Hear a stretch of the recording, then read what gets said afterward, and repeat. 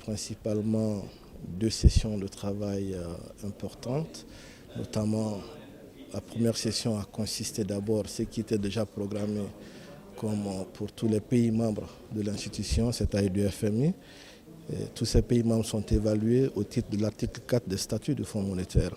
Et cette évaluation de notre exercice budgétaire de l'année 2023 a été effectuée avec tous les services techniques de l'État en la matière.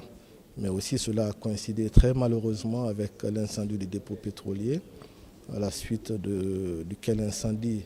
une requête du gouvernement avait été adressée au FMI.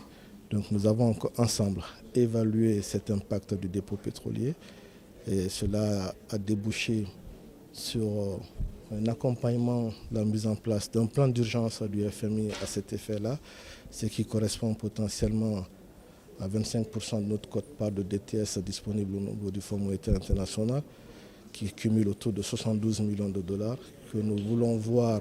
à la hausse pour parvenir au moins à 50% de cette quote-part, même si nous comprenons que nous sommes aujourd'hui avec 25% à 100% de notre quote-part. Mais les questions d'urgence étant devenues des nécessités pour le financement et le développement de la République de Guinée, nous allons continuer les discussions avant les assemblées du printemps,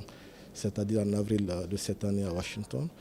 et au conseil d'administration pour finaliser ces discussions-là. Mais nous notons aussi avec satisfaction que les agrégats macroéconomiques à fin novembre 2023 étaient très appréciables avant cet incendie du dépôt pétrolier.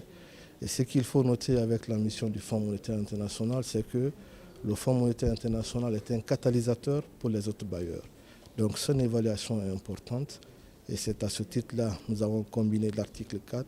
et les impacts du dépôt pétrolier et prendre les recommandations, continuer à poursuivre les discussions pour améliorer les conditions de vie de nos populations selon les instructions du président de la République, chef de l'État, le général Mamadi Doumbouya.